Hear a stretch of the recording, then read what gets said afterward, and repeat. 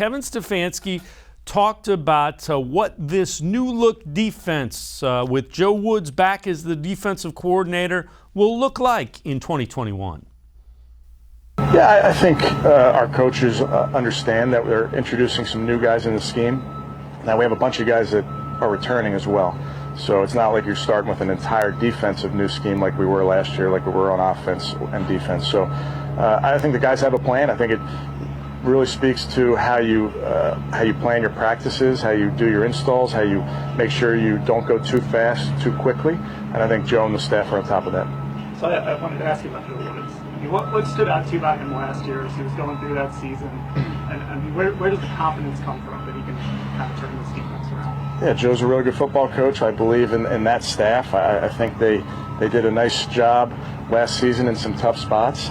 So they've worked really hard this offseason, fine-tuning the scheme. As we mentioned, we're adding some new players in there, so I think Joe's as excited as anybody to get out here. Did you learn anything new about him, kind of working so closely with him every day? Having spent time with Joe years ago, he's a grinder.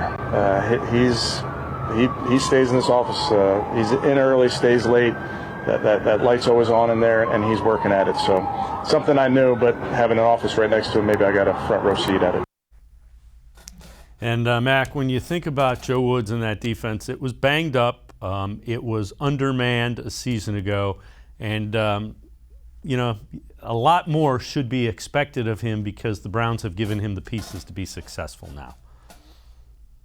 Yeah, and that's the one thing that I thought when everybody was really criticizing Joe Woods towards the end of the year, all I thought was that, he doesn't necessarily have the tools to run the defense that he wants. When he initially came into Cleveland, as we've mentioned plenty of times, he really wanted to run that dime defense, especially. And again, for those who don't know, that's running 6 defensive backs, 4 defensive linemen, and then that 1 linebacker position who can go ahead and cover just about what you need. So, I look at what he has now at this point, and I really do feel like not only does he have all the tools in the toolbox, it's almost like instead of getting that 16-box crayon set, instead you got the 64 box. Now you can go ahead, you get all the different colors that you want to play with at that point. You can get really more in depth, and you can get really more, you can really expand upon all of that. So I really do think that, for him, he's got all the tools that he needs. And at this point, he can go above and beyond. He has a ton of versatile players. You mentioned Jeremiah Owusu-Koramoah. Troy Hill can play inside or out. Same thing with Greg Newsome, and he mentioned that earlier today as well. I think that a lot of these players can play inside and out, and it gives him a lot of versatility and a lot of different looks that he can give, a lot of different disguises, and a lot of just different options that, quite frankly, not many teams, Cleveland or otherwise, have had in the past.